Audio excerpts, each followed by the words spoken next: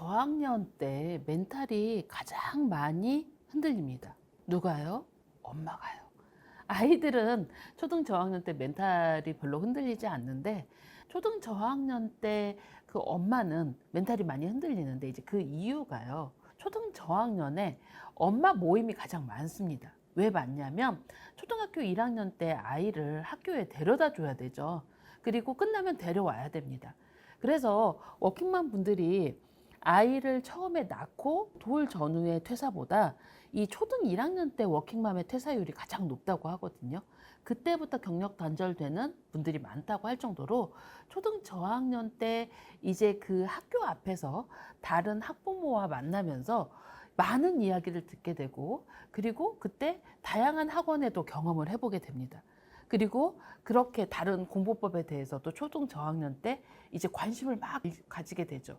그럼 관심을 가질 때, 우리 아이는 이걸 했어요. 우리 아이는 초등 때 이걸 다 했어요. 뭐 우리 아이는 초등 때 영어를 잘해서 해리포터를 읽어요.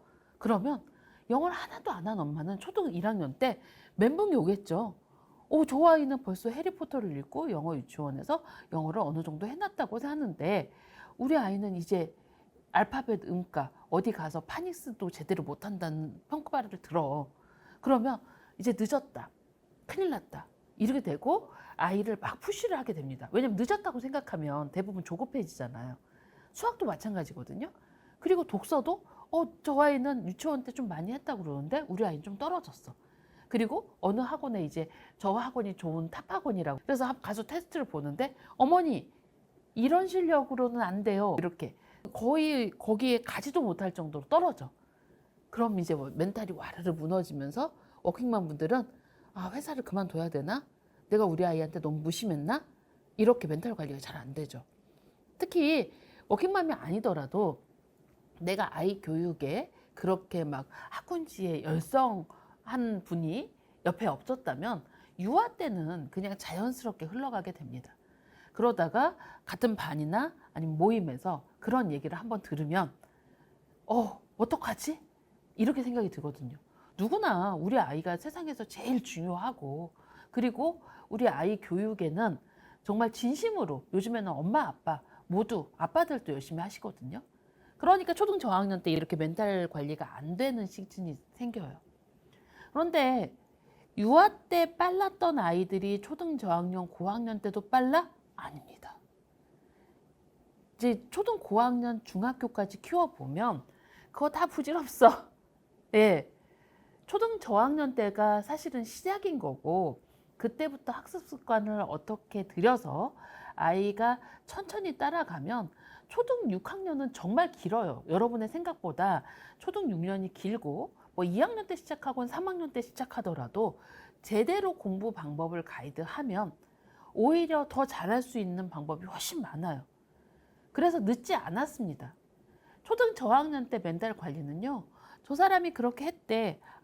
그렇게 공부한 아이도 있구나. 그런데 우리 아이를 보고 우리 아이가 어떻게 해서 우리 아이의 목표를 가야 되는지 그리고 우리 아이의 적성은 무엇인지 남들이 카더라 하는데 쫓아다니면 멘탈 관리 완전 무너져요. 그런데 카더라를 듣고 그런 케이스가 있어? 이런 경우도 있어? 그러면 나는 어디서부터 시작할 수 있을까? 그리고 우리 아이는 어떻게 가이드를 해야 될까를 카더라만 듣고 돌아다니면 멘탈이 무너지는 거고요. 거기에 카더라를 디테일하게 알아보면 멘탈 관리가 됩니다. 왜냐면요. 저는 퍼플 아카데미를 하면서 초등 1학년에 알파벳부터 시작해서요. 초등 6학년 지나갈 때 거의 토플 주니어 만점 맞은 친구들 많이 있습니다. 안 늦었어요. 수학? 초등 1학년 때 더하기 빼기 시작했어. 1학년 때 1학년 거 해.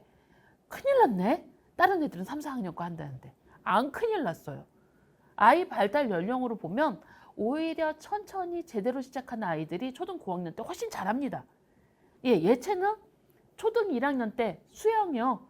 5세 때, 6세 때 한 애들보다 1학년 때 가서 제대로 한 아이들이 오히려 교육청배 이런 데서 상 받아요. 늦었다고 생각하지 마십시오. 그리고 조급해 하지 마십시오. 그 두 가지만 지키고 그리고 내가 뭔가를 알아볼 때 제대로 알아보려고 노력하세요. 대충 알고 들어가서 늦었다고 조급해서 질질질 끌고 가면 정말 이제 고학년 때도 무너지고요. 중학교 가면 아유 쟤는 내 손을 떠났어. 쟤는 이제 공부는 아니야. 이렇게 됩니다. 초등 저학년 때 내가 다른 아이들은 요만큼 했는데 우리 아이가 좀 부족해. 나는 이제 시작해. 하더라도 이제 시작할 때 제대로 알고 시작하면 충분히 따라잡을 수 있는 게 초등 저학년입니다. 절대로 1, 2, 3학년 때 늦지 않았습니다. 그래서 영어도 제대로 스텝 바이 스텝으로 해보고 그리고 수학도 차근차근 하십시오. 늦었다고 아이한테 뭐라고 하지 마십시오. 그리고 예체능도 마찬가지입니다. 천천히 하면 뭐든지 할 수 있습니다. 초등 저학년 어머니들, 우리 아이는 이제 시작이고 이제 할 수 있다라고만 생각하시면 충분히 잘할 수 있습니다. 화이팅입니다.